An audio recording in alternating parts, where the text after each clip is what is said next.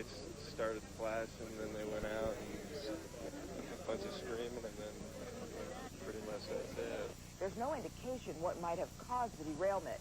Of the 90 hurt, a third of them were treated and released. At least one person is critically injured. Again, the Amtrak Zephyr derailed southwest of Des Moines, killing one person. Stay with KETV Newswatch 7 for more complete coverage. I'm Pamela Jones.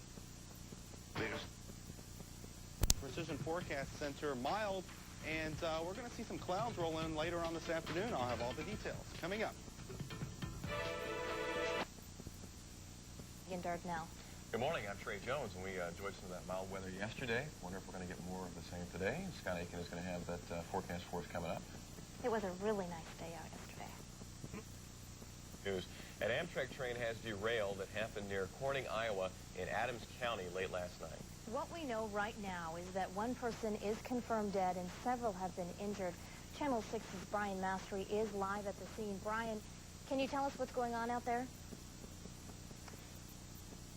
Okay, we are having problems getting Brian. We know he is on the scene. We have seen him on the Today Show this morning. We will come back to Brian in just a moment. Omaha police can... The train has derailed in southwest Iowa overnight. Initial reports say one person is killed, 90 hurt. The train was en route from Chicago to California when Amtrak says 2 locomotives and 15 cars jumped the tracks near Corning, Iowa.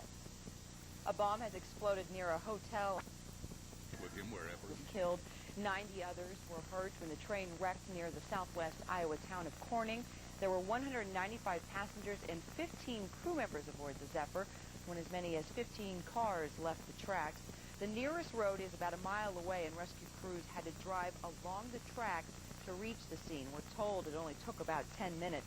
And the uninjured were taken to a community center nearby in Nodaway, Iowa. The injured were taken to a number of hospitals. And on the phone now we have Carol Schuler from Allegiant Mercy Hospital. That is in Corning. Good morning, Ms. Schuler. Good morning. Could you tell us, first of all, how many patients came to your hospital? Well, we had 42 patients come to our hospital during the night. And what type of injuries are we talking about? Well, we treated 32 patients, and we treated those people for contusions, lacerations, fractures. Were all 42 patients survivors, Ms. Schuler? We all were, yes. Are you expecting any more to arrive at your hospital? No, we're not. Okay, so you received, are all 42 patients still there? I'm sorry, did you say any of them were treated and released? We had 32 patients that were treated and released. Okay. Just fell asleep and we were scared to death. The lady that was working there hit her head. We didn't know what to do. We were all crying, and we finally went downstairs and got out of the car. The train, the California Zephyr, was bound from Chicago to Emeryville in Northern California. Democrats are urging a hotline. Is there a specific line that you are releasing if folks live in Corning or know that someone, one of their relatives, could be at your hospital? Do you have a number that people can contact? 213 that were on board. We have some pictures from overnight of exactly emergency crews trying to get to the scene. We have learned that everyone has been evacuated. There isn't anyone stranded underneath this Amtrak train. This is a straight stretch here in Nodaway of track where about 8 to 15 cars, we've been told, derailed. Crews are on the scene trying to figure out exactly what caused it to crash, but no one knows yet at this point. We've learned that the people that were on board have been taken to Omaha, most of them primarily, and then they are figuring out how to get them on to their destination. So we don't know a cause yet, but we do know that there has been one fatality. We do not have any names at this point, Megan, Trey. Brian, you did, or at least photographer Matt Freeman was speaking with some people out there. Did they have any idea what exactly had happened? Was it just a sudden stop?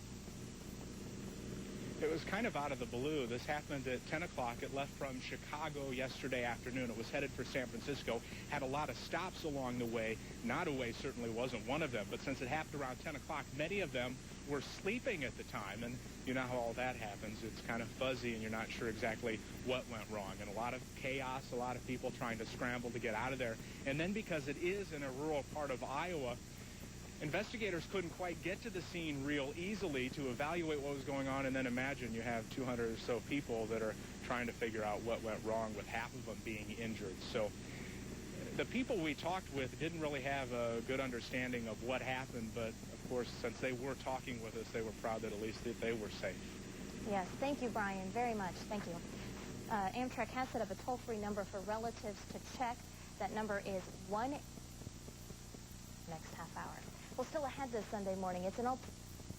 Back to CNN Sunday morning. Coming up, big drug companies cut the cost of some AIDS drugs in Africa. We'll talk about the growing challenge to treat millions of Africans infected with the AIDS virus. But first, developments in our top stories. A grinding Amtrak derailment in southwest Iowa has killed 1 person and injured 90 others. Amtrak's California Zephyr was carrying 195 passengers and 15 crew members when it jumped the tracks near Corning. No word yet on what caused the accident. Police in China still looking for a motive.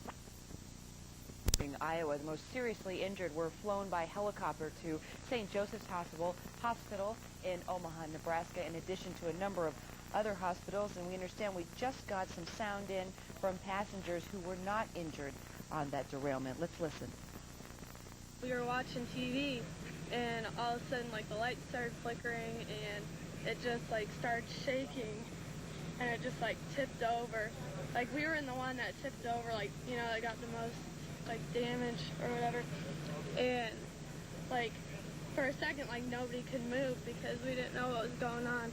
And the lady that worked there, she had hit her head on the wall, and so we didn't really know what to do because she couldn't really, like, you know, think of what to do because she said she was dizzy. So then we had to, like, climb out. Like, we climbed down the stairs, which was really hard because it was turned sideways. And we went down the stairs and out the window. And we climbed up the hill and then just waited for everybody else. How are you feeling right now? Cold and tired and scared. There was some of us that were on the train today, and we were celebrating St. Patty's Day. And we were having a few cocktails. And I got a number of different passengers from all over that were on the train. And I checked today over here at the fire station, and everybody that signed ahead is still here. So the luck of the Irish was with us. Wow. Well, now on the phone from St. Joseph's Hospital is Chris Hires. Chris, how many people can you tell us are at your hospital now? I can confirm that we have 3 people currently. You have 3 people. Now, 2 of those, I understand, the 47-year-old woman and her 13-year-old daughter? Correct. Are they still in critical condition? I have one listed as critical and one that has been listed as fair now. Okay. Who's in fair condition? And I can't split them up yet. Okay. All right. Now, the one additional patient that was brought in, could you give us any information on that person? Just that she's listed in serious condition currently. Okay. Do you expect any more people to be transported to your hospital? I was just trying to find that exact thing out. Not currently. Okay. Not right now. Any additional information, Chris, that you could tell us? No, we're getting close to having some additional information for you, but we've probably got another hour to go. All right. Well, we'll continue to check in. Chris Hires from St. Joseph's Hospital. Thank you, sir. Shifting gears now in northern Macedonia, fighting between... A handful of students who were on their way to Colorado from Des Moines for a skiing trip. More than likely, they're back in Omaha tonight and this morning and trying to figure out if they're going to proceed to their destination. So 1 person has died, several others injured. Meg and Trey, we're live here in Nodaway, Iowa. Back to you. Brian, I understand that because it was in such a rural area there in Adams County that it took a while for emergency crews to actually get to the scene and assess what was happening. Yeah, if you just kind of get a general area, they've closed the road here. You've got a bridge that's real narrow. Then about a mile beyond that is the crash site, and it's a tough area to get to. You have Nodaway, which is about 150 people, and then a lot of small communities scattered around here, and it isn't very easy to get to the site, and then once they get there to figure out what happened, and then you have several train cars that have derailed. But we can tell you that everyone has been pulled out of that wreckage. Brian, thank you. Brian Mastery live in Nodaway, Iowa. Amtrak has set up a toll-free number for relatives. The number is 800-523... Hospitalized.